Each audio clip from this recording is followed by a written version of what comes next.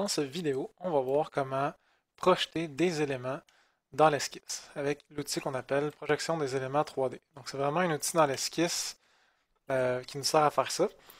C'est quoi le but? Ça sert à réutiliser des formes, des lignes, des éléments 3D comme ça et les réutiliser pour les utiliser dans un esquisse. Donc on va voir ici, j'ai fait une petite mise en situation, plusieurs pièces. Euh, pour vous mettre en contexte, qu'est-ce qui est vraiment important quand on fait une projection 3D, c'est de s'assurer que les éléments qu'on a soient sur un plan parallèle au plan où est-ce qu'on veut envoyer l'élément. Donc, je m'explique. Ici, on a un diamètre qui est sur ce plan-là ici, donc à 100% sur le plan. Et si on regarde ce plan-là par rapport au plan où est-ce que je veux projeter, j'ai 0 d'angle. Ça veut dire que je suis parallèle. Donc, la géométrie que je vais projeter d'ici à là va être exactement la même. Ça va être la même chose pour ce rectangle-là, et ainsi de suite. C'est vraiment un facteur important à considérer. Ici, notre pièce est à angle, donc lorsqu'on va la projeter sur le plan, vous allez voir que ça va faire varier nos éléments. On n'aura pas l'heure juste. Donc, c'est un petit peu comme dans le dessin, lorsqu'on parle de vraie grandeur, ben, c'est exactement le même principe ici lorsqu'on utilise la projection. Donc, c'est quoi la projection et comment on l'active? Premièrement, il faut entrer dans une esquisse pour l'utiliser. Comme ça ici, on va être bien aligné. Et les outils de projection se retrouvent ici en bas. Donc, on a 4 types d'outils de projection possibles.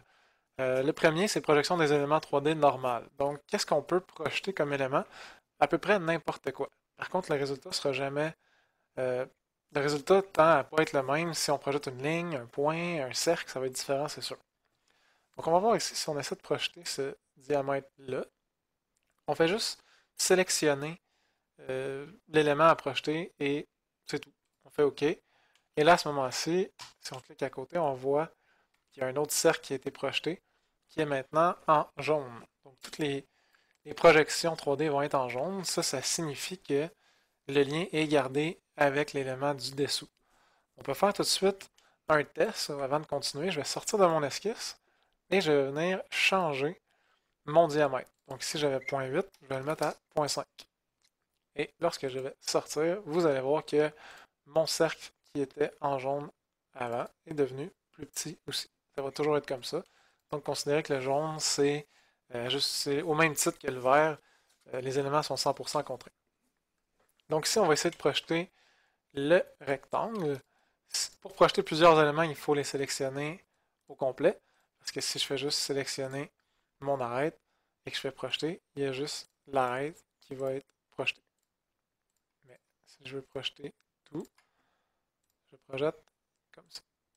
Donc voilà, on voit un rectangle. Concrètement, c'est exactement la même chose. Maintenant, là, c'est ici que ça devient intéressant. J'ai cette surface-là ici et j'aimerais la projeter sur mon plan. Donc, qu'est-ce qui va arriver selon vous? On va essayer de faire une projection. Regardez qu'est-ce qui se passe. La surface qui était à angle a maintenant été projetée et c'est rendu un rectangle plus petit. Donc, on voit ici que ça a déformé carrément la forme. Je pourrais aussi essayer de projeter cette ligne-là ici. Donc, cette ligne-là est 100% parallèle, est 100% perpendiculaire en fait, pardon, à mon plan. Lorsque je vais la projeter, qu'est-ce qui va arriver? Ça va faire tout simplement un point. Donc, on voit ici, la ligne s'est transformée en point, entre guillemets.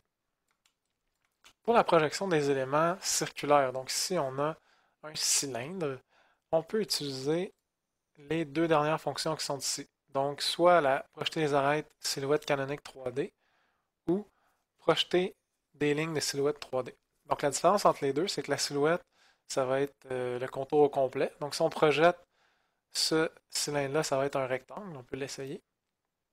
On clique dessus et ça devient un rectangle complet.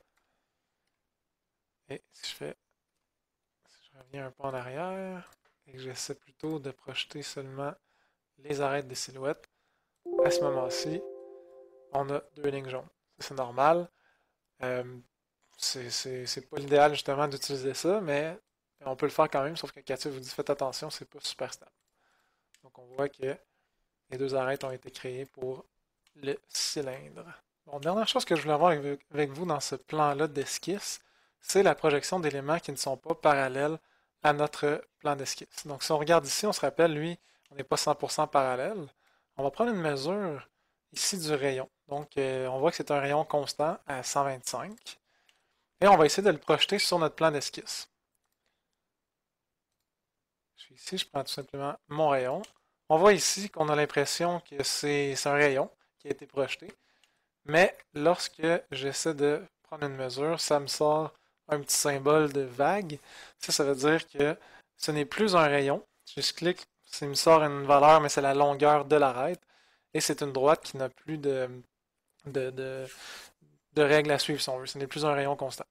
Donc, il faut vraiment faire attention avec cet outil-là lorsqu'on projette. Si on n'est pas parallèle, ça va déformer les formes. Et surtout les rayons comme ça va les déformer au complet. Sinon, il reste une dernière chose à voir, un dernier outil de projection. Pour faire ça, je vais changer de plan d'esquisse comme ça ici. Et je vais venir voir ici l'intersection des éléments 3D. Donc, qu'est-ce que ça sert, l'intersection des éléments 3D? C'est, on peut choisir des éléments sur le 3D et si on clique sur notre outil, ça va automatiquement faire une intersection avec notre plan d'esquisse. Où est-ce qu'on est en ce moment? Donc, on voit ici, en ce moment, on est environ au milieu du rectangle. Donc, si j'essaie, par exemple, de prendre cette face-là et de faire une intersection, ça va me donner une droite. Parce que c'est uniquement à cet endroit-là que le 3D, le solide, croise mon plan d'esquisse. Si j'essaie avec cette droite-là, par exemple, qu'est-ce qui va arriver? Je vais ramasser avec un point. Pourquoi? Parce que c'est uniquement à cet endroit-là que le solide croise mon support d'esquisse. Donc, vous savez que ça peut être pratique pour créer certaines références ou des choses comme ça. Voilà.